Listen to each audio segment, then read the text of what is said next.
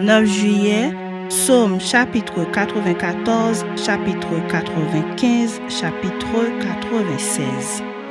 Dieu des vengeances éternelles, Dieu des vengeances paraît. Lève-toi, juge de la terre, rends aux superbes selon leurs œuvres. Jusque à quand les méchants, ô Éternel, jusque à quand les méchants triompheront-ils? Ils discourent, ils parlent avec arrogance, tous ceux qui font le mal se glorifient. Éternel, ils écrasent ton peuple, ils oppriment ton héritage.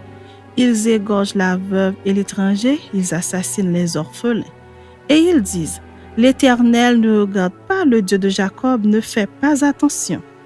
Prenez-y garde, hommes stupides, insensés, quand serez-vous sages? Celui qui a planté l'oreille n'entendrait-il pas? Celui qui a formé l'œil ne verrait-il pas? Celui qui châtie les nations ne punirait-il point, lui qui donne à l'homme l'intelligence? L'Éternel connaît les pensées de l'homme, il sait qu'elles sont vaines. Heureux l'homme que tu châties, ô Éternel, et que tu instruis par ta loi pour le calmer au jour du malheur, jusqu'à ce que la fosse soit creusée pour le méchant. Car l'Éternel ne délaisse pas son peuple, il n'abandonne pas son héritage. Car le jugement sera conforme à la justice, et tout ce dont le cœur est droit l'approuve. Qui se lèvera pour moi contre les méchants? Qui me soutiendra contre ceux qui font le mal? Si l'Éternel n'était pas mon secours, mon âme serait bien vide dans la demeure du silence. Quand je dis, mon pied chancelle, ta bonté, ô Éternel, me sert d'appui. Quand les pensées s'agitent en foule au-dedans de moi, tes consolations réjouissent mon âme. Les méchants te feraient-ils siéger sur leur trône, eux qui forment des desseins iniques en dépit de la loi? Ils se rassemblent contre la vie du juste et ils condamnent le sang innocent. Mais l'Éternel est ma retraite, mon Dieu est le rocher de mon refuge.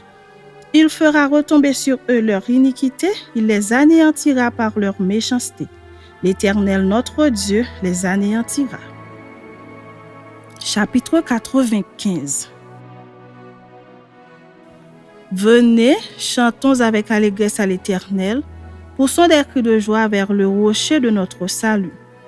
Allons au-dedans de lui avec des louanges, faisons retentir des cantiques en son honneur. Car l'Éternel est un grand Dieu, il est un grand roi au-dessus de tous les dieux.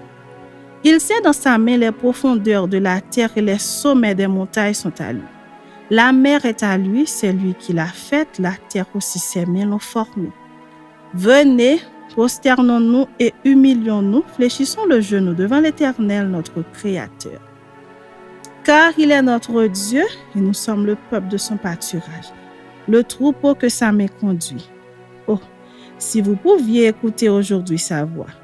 N'endurcissez pas votre cœur comme à Mériba, comme à la journée de Massa dans le désert, où vos pères me tentèrent, m'éprouvèrent, quoiqu'ils vissent mes œuvres.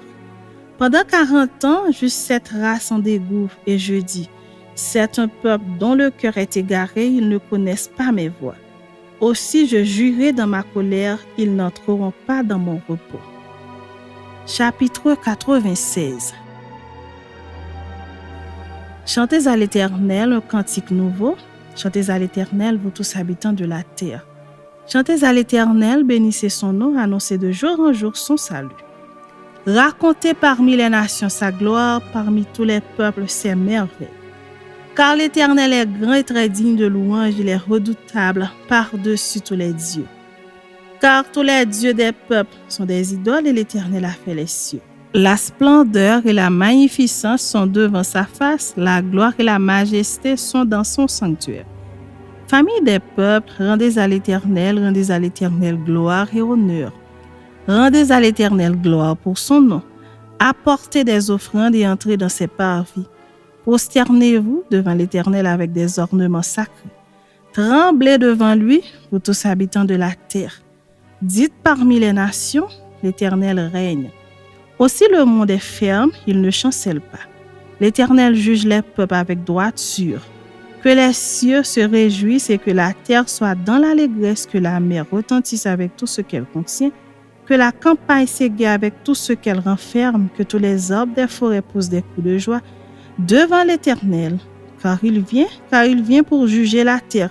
Il jugera le monde avec justice et les peuples selon sa fidélité.